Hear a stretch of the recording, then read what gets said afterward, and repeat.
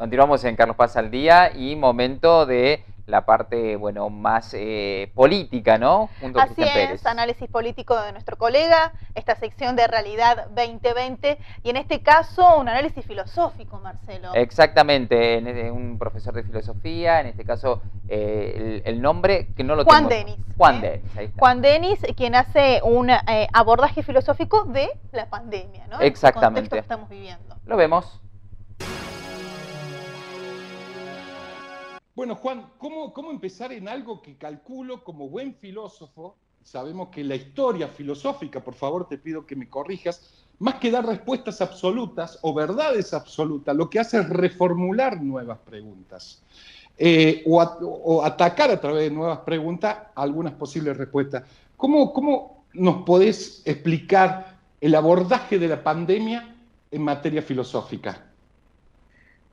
Mira, Cristian, yo creo que hay una cuestión acá, es como que los pensadores de filosofía, los profesores de filosofía, tenemos diversas formas de entender las crisis, pero todos coincidimos en que las crisis son una instancia filosófica por definición. Es decir, la crisis nos vuelve filosóficos porque la filosofía nace y se origina en las crisis personales.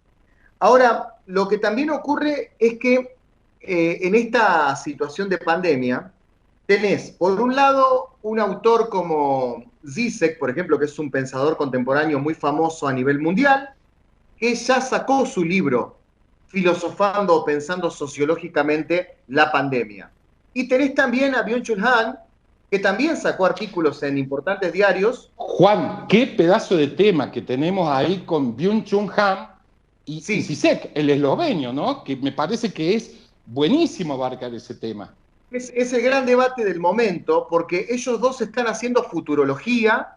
Estamos hablando para la gente que recién se incorpora y que no es muy habitual, mejor de filosofía, de dos pesos pesados de la filosofía contemporánea, me parece. Zizek, un esloveno, y un surcoreano como es Byung-Chul Han, que tiene una lectura fabulosa, que uno a lo mejor se familiariza más con Byung-Chul Han que con Zizek, que es menos famoso, me parece. Zizek es muy famoso dentro de los centennials y muy famoso en Estados Unidos, ¿no? Byung-Chul Han se ha hecho famoso con La Sociedad del Cansancio, que es un bestseller, realmente el último libro que ha vendido. Y La Sociedad de la Transparencia con el tema de las redes sociales, me parece que lo siguen mucho por ahí también. La Sociedad de la Transparencia ya es un libro donde analiza filosóficamente las redes sociales. Lo bueno de estos dos pensadores es que son pensadores que están vivos. Siempre los filósofos los consideramos gente que está en otro tiempo, que están muertos o que vivieron hace miles de años, pero en este caso los dos están vivos y los dos opinan sobre Instagram, sobre YouTube, o sea, sobre cosas concretas que están pasando. Entonces, ellos dos se han hecho su postura con respecto a la pandemia, pero yo soy de los que piensan, acaso de un modo más hegeliano, que la filosofía Juan, llega tarde. te propongo que hagamos, para que del otro lado nos pongamos en auto, una pequeña introducción de los dos títulos que tiran ambos filósofos contemporáneos, y me quiero meter con tu postura. Bueno, en el caso de Byung-Chul Han, la pandemia va a multiplicar la fuerza del capitalismo. O sea, se va a volver más miserable la humanidad y se van a volver más miserables los dueños del mundo, según Byung-Chul Han, porque bastará, dice él, con que surja una vacuna para que nos demos cuenta que uno la va a comprar y la va a vender a todos al precio que quiera. O sea, él en algún punto tiene nulas esperanzas de que esta pandemia nos enseñe algo. Eso lo dice el pensador surcoreano, que en realidad tan solo nació en Surcorea, él es alemán, donde la filosofía es muy fuerte. O sea, él en realidad vivió su vida en Alemania o su vida universitaria en Alemania. Y el otro esloveno, que es Zizek, escribió un libro que se llama Pandemics, ¿no? Donde él en realidad ya postula una esperanza, ya que para él la pandemia fue una herida de muerte al capitalismo. Es decir, la pandemia hizo replantear, según lo que él piensa, que al capitalismo le hizo replantear de que necesita en algún punto de los estados nacionales, como por ejemplo para garantizar un poco de salud o intervención. Entonces él confía que vamos hacia una sociedad que por lo menos entienda la importancia de un Estado, contra Han, que dice que no, que vamos hacia una dictadura del capital mucho mayor. Mi postura personal se parece un poco más a la de Han, pero son sospechas porque yo creo que la filosofía llega tarde a los análisis. Acá yo pienso como el gran Hegel, pienso esta idea nomás como Hegel, que él decía que la filosofía remonta como un búho hacia el final, ¿no?, de la noche. Vuela recién por la noche y en el atardecer. No, por eso en la serie Merlí está el búho, ¿no? Porque el búho es el símbolo de la filosofía que vuela recién por la noche, ¿no? Que no es un búho que piensa en caliente, en tiempo real. Entonces a mí me parece que hacer estimaciones ya mismo es más una pretensión de convocatoria mundial para una venta de libro, que no me parece mal, porque es mejor que se vendan libros de filosofía a que se vendan cosas que quizás no ayuden, pero creo yo que no sería prudente desde la tradición filosófica decir ya mismo una opinión. Creo que sí, la filosofía está capacitada para hablar de cosas del pasado, o sea, que ya realmente uno considera que pasó el tiempo como para pensarlas en frío, pero no sé hasta qué punto uno puede hacer en tiempo real una filosofía auténtica. Sí uno puede desviar las cosas que a priori se parece que están mal. O sea, de repente, alguien que golpea a otro alguien porque no cumplió la cuarentena, está mal. O sea, no es necesario ser filósofo para esto, ¿no? O sea, uno puede ir percibiendo algunas cosas, pero de ahí a decir que vamos hacia una sociedad más armoniosa, como dice Zizek, o a una sociedad mucho más nefasta, como dice Han, y me parece mucha pretensión. Me parece sí que es la introducción que hacen, básicamente mucho más largo, vos lo sabrás mejor, pero básicamente en el idioma corriente, Zizek me parece que dice, vamos a un fortalecimiento de lo social en términos de comunismo, no básicamente del comunismo como lo conocemos, No, sino de un socialismo, ¿no? sí, Más cerca de un socialismo. Y Byung-Chul Han te dice, no, al contrario, vamos a estar más cerca del capitalismo por el individualismo, etcétera, etcétera. Pero qué pedazo de tema ese, porque hoy por hoy han marcado, me parece, vos lo sabrás mejor, Juan, en el mundo entero, porque la filosofía, como vos dijiste, es algo que aparece en la noche con el búho, etcétera. ¿Cuándo aparece? Y vos sabés que hay dos clases, todos somos filósofos en realidad, me parece, Juan. La filosofía académica, que es a la que te dedicas, y la filosofía que le aparece al común de la gente, que aparece en la angustia, en la muerte, que ahí empiezan las preguntas, ¿no?, de todo esto. Pero un pedazo de tema. Juan, hecho esta introducción, Albert Camus, o Camus, como se pronuncia, ¿fue un futurólogo con la obra de La peste de Albert Camus? vos sabés que a mí me parece que en algún punto es increíble las coincidencias que encontramos en La peste, pero mucho más en ensayos sobre la ceguera.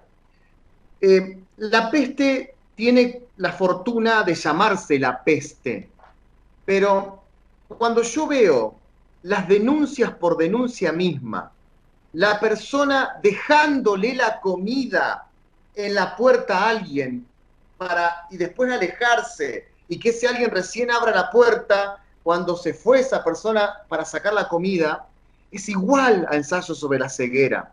Y obviamente que estamos a favor de que estas cosas se hagan porque hay que cuidarse, pero esa es una de las cosas que más me impactó de la futurología, en este caso más de Saramago que de Camus. Lo que Camus descifró fue quizás la salida moral, que ahí ya estaríamos contestándole a Han y a Zizek. Camus dice en una parte que la única forma de escapar de la peste es con una moral, o sea, siendo buena gente, siendo buena gente. Porque la peste de Camus es una peste que tiene para mí un profundo trasfondo metafísico también. Tiene que ver con nuestra condición humana individual, egoísta, de querer destruir al otro. Y creo también que en el caso de Saramago hay algo metafísico también ahí, ¿no? O sea, ¿qué significa esa ceguera? ¿Qué significa que de repente el mundo entero quedó ciego? Y yo creo que en cualquiera de los dos casos son futurólogos, porque cuando uno es capaz de descifrar algo de lo humano, eso uno lo puede resucitar en muchas generaciones para interpretar acontecimientos. Es decir, cuando yo, por ejemplo, releo, digo releo porque no me canso de leer y releer a la Ilíada y la Odisea, me doy cuenta que los problemas que están en esas personas son exactamente los mismos problemas que tenemos nosotros. Cuando veo que Aristóteles dice que el gobierno lo deberían tomar las personas que no desean poder, porque son las personas que más bien le harán a los demás, digo, ¿hasta qué punto Aristóteles nos está hablando hoy en Twitter? Hoy en Twitter. Con una acotación, Juan, y vos lo sabés bien, en la obra La República de Platón, donde Platón propone un gobierno de sofocracia, un gobierno ejercido por filósofos, también hace un anclaje al presente, porque habla que los gobiernos, las sociedades tienen que estar mandados por científicos, por filósofos, por aquellos que más saben. En aquel momento podríamos decir que los científicos eran los filósofos. Y hoy fíjate que hay una legión mundial mandando, más allá de los presidentes que son políticos, pero todos están rodeados de esa legión de científicos, ¿no? Exacto, exacto. Yo creo que Platón en algún punto predice cosas, pero creo que con el paso de los siglos es cuestionable esta idea del filósofo gobernante. Casualmente esta semana en mi curso Premium hablamos de este tema, de Platón y del gobernante, y yo planteaba mi postura de que no sé hasta qué punto es bueno un gobernante que cree haber encontrado la verdad, porque Platón en el fondo lo que dice es, tiene que gobernar el filósofo, porque el filósofo es el único que es capaz de encontrarse con la idea de bien en el mundo de las ideas. Y hasta qué punto el que gobierna sabe lo que es el bien definitivamente. Por eso me parece más interesante la oposición que le establece su discípulo Aristóteles, a decir que quizás aquellos que tienen poca pretensión de poder podrían ser los mejores, porque no tienen las necesidades de quien carece de lo material, como para tentarse, dice Aristóteles, y tampoco tiene ese amor por los objetos económicos, o sea, por comprar cosas, que lo podrían llevar a perderse en el poder, sino aquel que no quiso ser gobernante, pero que es invitado a ser gobernante, podría ser el mejor. Ahora, volviendo al tema de esta pandemia, yo creo que estas personas, ya sea Aristóteles, Platón, Camus, Saramago, los grandes, Borges mismo, los grandes escritores, los grandes pensadores de todos los tiempos, son capaces de descifrar lo que los seres humanos queremos, necesitamos y también nuestras miserias. Entonces, por eso son tan actuales. Por eso son tan actuales, porque han descifrado algo que incluso en las futuras generaciones, con celulares más sofisticados, con tecnología más terrible, con una economía de mercado quizás mucho más voraz, igual el ser humano sigue teniendo las mismas necesidades que tenía hace 2000 años. Siguiendo en esta línea del tema que estamos hablando, Juan, te quiero proponer que me describas cuál es el papel del Estado en el marco de esta pandemia. Digo, ¿se refuerza una teoría panóptica de Foucault? ¿El Estado refuerza esa teoría panóptica de Foucault con el poder, la disciplina? Porque de hecho, con las limitaciones de libertad, con las limitaciones comerciales que tenemos producto de esta pandemia, pareciera que se fortalece esa teoría panóptica de Foucault, ¿no? Vos sabés que es compleja esta pregunta porque está muy bien formulada, pero el tema es que hay días que pienso para un lado y hay días que pienso para el otro. Es decir, mi misma naturaleza de mi trabajo, de dedicarme a la filosofía, hace que tenga sospechas que van para ese lado que vos estás señalando muy bien. Y por otro lado también, cuando veo cifras de qué es capaz de ocasionar un virus, me pregunto hasta qué punto los seres humanos podríamos vivir en esta propuesta nueva del anarcocapitalismo que se está proponiendo mucho en los medios, o por lo menos en algunas personas que son muy influyentes. Yo me beneficio un poco con la duda, pero creo que es necesaria la intervención del Estado, desde luego, pero muchas veces por una cuestión que tiene más que ver con el poder que con la teoría filosófica de Estado sí, Estado no, por una cuestión humana que la descifran más Camus, Saramago, Platón y demás, que la teoría Estado sí, Estado no, uno se ve que de repente está a expensas, a ver si se interpreta mi opinión, a expensas de la decisión de un sujeto que en ese momento está ejerciendo un cargo por unos años para poder abrir su local y tener el pan de ese día. Es decir, quiero tener la suficiente agudeza, no sé si lo voy a lograr, para entender que una situación de pandemia tiene que ser comandada por los estados nacionales. Pero también me hace mucho ruido que un peluquero, para abrir su negocio y tener al menos 500 pesos para llevarlo a su hogar, dependa de un burócrata que se siente con la suficiente capacidad como para decir, abran, pero tiene que ser a 8 metros tirando la tijera a la cabeza, ¿se entiende? Sí, Es como sí. que la teoría, por un lado, es una teoría fuerte en la cual uno dice, sí, necesitamos de la intervención del Estado. Pero en la gestión, me pregunto, ¿por qué una persona de bien que atiende una peluquería, una persona de bien que tiene un pelotero, una persona de bien que está ejerciendo, que tiene una cancha de fútbol 5, tiene que pasar por imposibles protocolos para que un burócrata dentro de una semana le dé la respuesta? Por un lado, la teoría de la intervención del Estado es necesaria, pero por otro lado, me incomoda tanto que la gente de bien dependa del burócrata, que es como que estoy en el asombro y no termino de saber para qué lado inclinarme en este sentido. Está bien.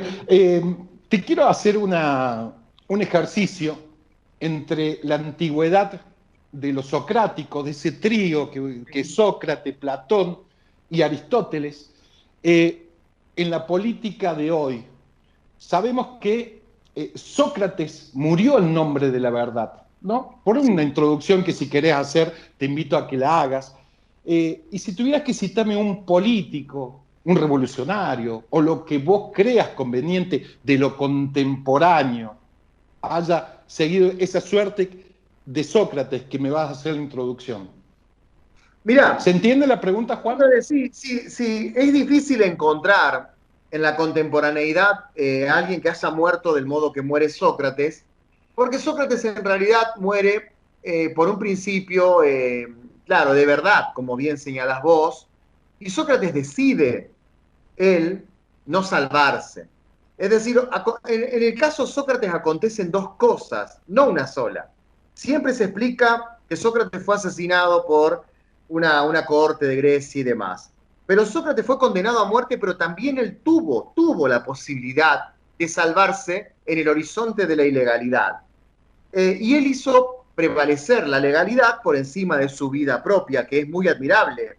Y por eso hoy recordamos a Sócrates, porque él hizo que valga más la legalidad, el cumplir las leyes que según él lo engendraron, que meramente ir a vivir a Megara y como decían sus amigos, que sus amigos de hecho querían salvarlo, aún pagando un cohecho, una coima, ¿no? Yo creo que en realidad lo importante acá es ver hasta qué punto un ser humano hoy tiene ganas, él, de morir por la verdad y tiene ganas él de que su teoría valga más que su propia vida. Y tenemos que remontarnos a quizás algunos revolucionarios, porque en otro caso las personas no tienden a morir por un ideal hoy. Y es más, yo mismo me pregunto, a la luz de un pensamiento metafísico, yo diría que tampoco moriría, porque solo en el plano del ser puede haber un cambio de la realidad. La nada, que es la muerte, no cambia nada porque de la nada nada sale. Entonces, ¿qué sentido tiene que yo dé mi vida, que es mi percepción total del ser? ¿Qué sentido tiene eso si yo al morirme no podré hacer más nada por cambiar la realidad? Entonces, no es que esté en desacuerdo con Sócrates, pero creo que Sócrates tuvo él también la decisión de permitir que lo maten. En cambio, porque él tuvo la posibilidad de salvarse. Mi pregunta es, ¿hasta qué punto el ser humano puede hacer algo más allá de la muerte? Creo que siempre es mejor permanecer en el plano del ser, porque el ser sí es pluripotencial, el ser sí puede hacer cosas, pero la nada, que es la muerte, no puede hacer nada porque de la nada no sale nada. Un Sócrates que recordemos, para aquellos que no lo siguen muy profundo, que muere por pervertir a la sociedad. Llámese pervertir a la sociedad en aquel momento, enseñarles a pensar, ¿no? Y termina bebiendo la cicuta, un veneno, y se termina muriendo. Es muy famosa esa frase que dice: maestro, usted se puede salvar, ¿no? Claro. Podemos coimear a los guardias, y él le dice: ayúdame, Juan, no entendiste nada. Claro, claro. Él le dice directamente que cómo puede ser que sus amigos que lo escucharon toda la vida estén planteándole algo así, porque, insisto, él se sentía un hijo de la ley, entonces Claro. no iba a romper la ley. Dos últimas preguntas que te quiero hacer, Juan, y con esto te dejo libre. ¿Por qué hoy aparece el Nietzsche como el más marketinero? Como vos decís, es el tipo con bigote, con cara de malo. Sin embargo, es el más atractivo de los millennials o aquellos que se inician en filosofía y solamente quedan en la frase, para aquellos que no somos filósofos académicos: Dios ha muerto, lo cual queda en algo religioso. Y no es justamente así, ¿no? ¿Por qué que este tiempo que te has dedicado, entre otras cosas, también a profundizar Nietzsche? ¿Cuál es tu estudio sociológico de por qué aparece como el tipo más marketinero hoy en la filosofía? O uno de los más marketineros. Bueno, vos ya mencionaste algunas cosas. Para que una persona se posicione como un ícono de algo, importa hasta inclusive su cara. Pensemos en Guevara. Guevara, si hubiese tenido otra cara, probablemente no hubiese sido tan icónico. O sea, su mirada barbuda es también una forma de presentarse como un ícono. Yo creo que con Nietzsche ocurre que primero su cara, su mirada, su impronta llama la atención. Para mí eso es sumamente importante, por más que muchos digan que no. Pero ahora vamos a lo filosófico. Nietzsche, primero y principal, escribía en fragmentos muy cortos.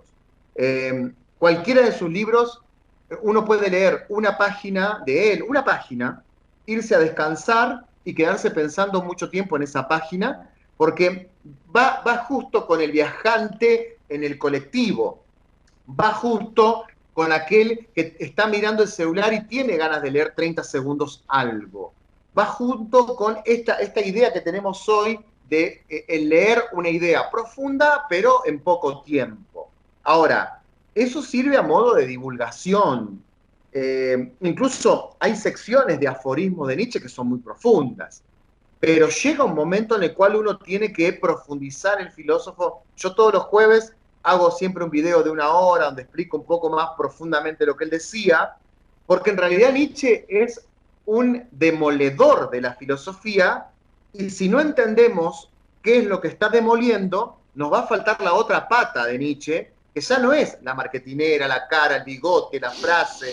Rompe con todo eso que venía de antes, el filósofo del martillo, tal como lo mencionás en tu video, que rompe con todo ese dogmatismo religioso, de mandatos, etc. Y entre otras cosas, dice: basta de esto, a mí demostrame que 2 más 2 es 4.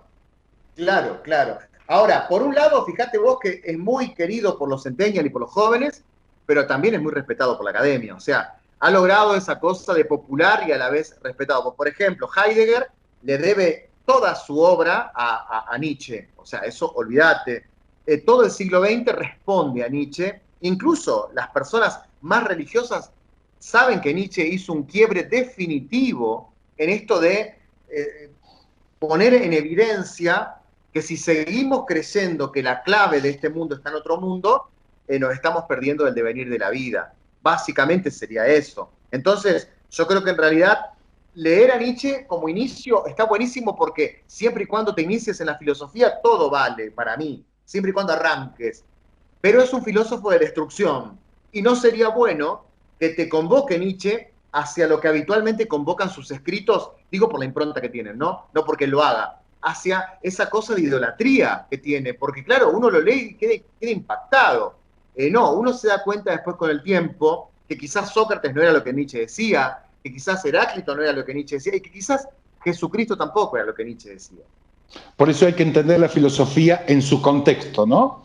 Cómo se vivía en ese tiempo. Juan, ya para terminar, empezamos con el tema de la pandemia. ¿Qué es lo peor y lo mejor que nos puede dejar este contexto pandémico? Bueno, lo peor está a la vista, ¿no? la cantidad de personas que han perdido su vida, la cantidad de gente que está enferma hoy en día. Lo peor que nos puede dejar también es la cantidad de gente que va a quedar en la calle, porque se han derrumbado muchos negocios, la cantidad de gente que realmente está a punto de cerrar, que está desesperada, que no sabe qué hacer. Y creo que eso sería lo peor, ¿no? También va a ser, creo, un mal recuerdo. Y creo que lo mejor, no sé si podríamos decir lo mejor, pero creo que esta pandemia también nos volcó y nos ubicó dentro del debate de qué hacer con una sociedad global que necesita ya del Internet como una forma para vivir. Porque en lo que es educación, por ejemplo, nos ha dado un empujón obligado, feo, crudo, hacia repensar cómo el docente de hoy y de mañana tiene que ser muy experto en cuestiones digitales. Creo que la pandemia nos obligó a eso. Porque antes existía siempre esa cosa de lo presencial, pero ahora nos dimos cuenta que también tenemos que capacitarnos para un mundo global. También habría que repensar la escuela como lugar donde se amontonan 30 personas en un aula a escuchar una clase que no les interesa. Tendríamos que repensar también un montón de cosas. Y también creo que otra de las cosas que deberían tomar conciencia, a mi modesto entender, los gobiernos a futuro, es la exclusión digital que hay en el país. Porque yo que trabajo en 6 escuelas distintas, veo 6 realidades distintas. Hay una escuela donde el Meet ya estaba instalado, donde el Classroom ya estaba instalado premium. Entonces no hice más que empezar al otro día.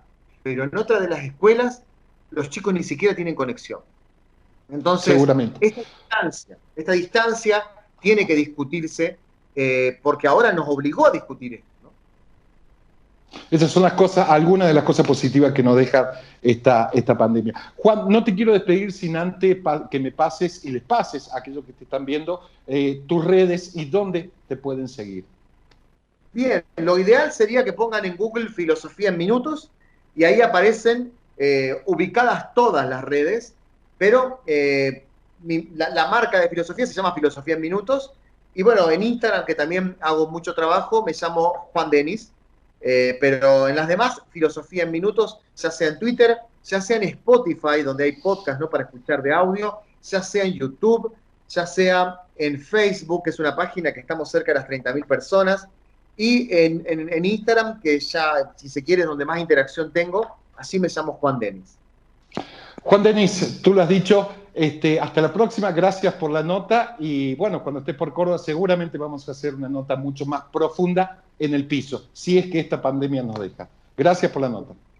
Saludos grandes a todo Carlos Paz y a todo Córdoba, hermoso lugar, y gracias a vos por este espacio. Bien, ahí estaba la nota muy interesante. Marcelo, muy interesante. Ahí está, gracias a nuestro compañero Cristian Pérez, como siempre, en este espacio de Realidad 2020, en el medio de esta programación tal cual, especial. haciendo un análisis de lo que es la pandemia. Va a ser difícil salir, Sofía. Difícil, Marce, ¿eh? Sí. Vamos rumbeando hacia el clima. Qué frío hoy, ¿no? Diga que acá estamos muy calentitos. La verdad que acá en el canal